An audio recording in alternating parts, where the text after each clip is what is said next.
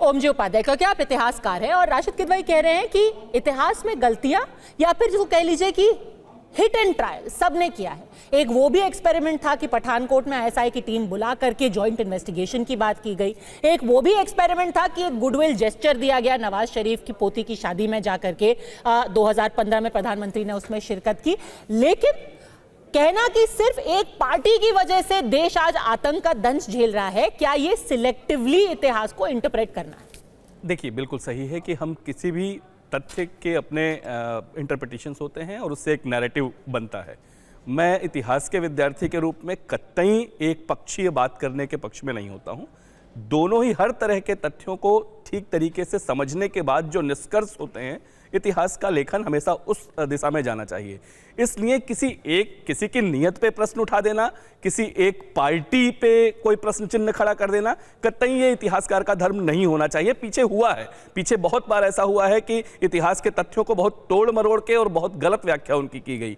ये एक बात है। दूसरी बात, लेकिन जब भी हम 47-48 के इतिहास को पढ़ते हैं और उसके तथ्यों को समझने की कोशिश करते हैं, तो उसमें जो गलतियां हुई हैं उनको खुले मन से स्वीकार करने में भी समस्या नहीं है। वो गलतियां, मैं ये नहीं कह रहा कि उसके पीछे कोई नियत खराब रही होगी किसी की। सब हर व्यक्ति का अपना व्यक्तित्व होता है। आज के नेतृत्व पे भी कई सारे इस तरह के प्रश्न चिन्ह खड़े हो रहे हैं। आगे ये फैसले किए जाएंगे आज के तथ्यों के आधार पे कि वो सही था या गलत था। ये हर दौर में होता है। इसको लेके इतना बड़ा ये प्रश्न उठाना कि ये किसी की नियत पे प्रश्न है, लेकिन ऐतिहासिक सच्चाई जो है वो है 47-48 में कुछ ऐतिहासिक भूलें हमसे हुई, इसको स्वीकार करना चाहिए और उसका दंश हम झेल रहे हैं। आगे उसके दुष्परिणाम हम अपने जीवन में भी कई बार ऐसी गलतियां करते हैं जिसके दुष्परिणाम हमको झेलने होते हैं। आज के सवाल आप जो पूछे बिल्कुल जायज है, लेकिन इतिहास में जो चूक हुई है, गलतियां हुई हैं, उसको आप नजरअंदाज नहीं कर सकते। मान लीजिए हाँ हुई है, अब आगे बढ़ते हैं।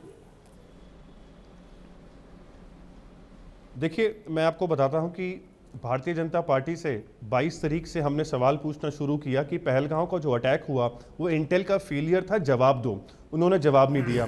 ओन पार्टी मीटिंग में मोदी जी आए नहीं। स्पेशल सेशन हमने बुलाया, उसमें उन्होंने उसको एक्सेप्ट नहीं किया। जब कांग्रेस पार्टी से मांगा गया था तो अडवाणी जी ने 32 मिनट की स्पीच दी थी। आज जब 10 दिन से देश सवाल पूछ रहा है कि आपने सीज फायर कैसे कर दिया, सिंदूर ऑपरेशन का बदला कहां लिया, टेररिस्ट अटैक क्यों नहीं हुआ है, तो 10 दिन बाद वो आज 80 साल पुरानी बात हिस्ट्री बता के लोगों को जस्टिफाई कर रहे हैं कि सिंदूर ऑपरेशन मैंने पूरा कर दिया और अब मैं मॉडलिंग कर सकता हूं और अब मुझे वोट करना शुरू कर दो।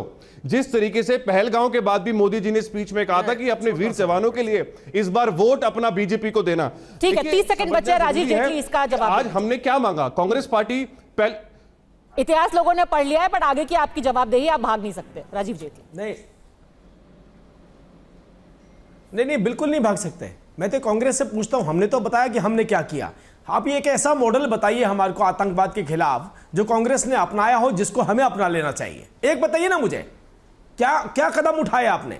मुंबई अटैक के बाद क्या कदम उठाया? प्राइम मिनिस्टर इंदिरा गांधी जी ने पाकिस्तान को 2 टुकड़ों में किया था। तो पूछना जब डिक्सन आया था मॉडल तो बताइए। बंगाल में तुम्हारे पास तो मॉडल ही नहीं है। आंख दिखाई थी, आप तो सरेंडर करके बैठते थे, उनके आगे हाथ जोड़ के बैठते थे आतंकवादियों नहीं लगाई थी और आतंकवादियों को हाथ देने वाले लोग। इंदिरा गांधी जी ने एक बार भी बताइए ना, चर्चा करिए और डायलॉग नहीं फेंके थे, मॉडल को अपनाइए। मॉडलिंग नहीं करी थी, किस तरीके से आतंकवादियों को मार का बदला बीजेपी। आप तो सरेंडर करते आए हैं इस देश के जवानों को, इस देश के नौजवानों को, इस देश की आतंक आर्मी को।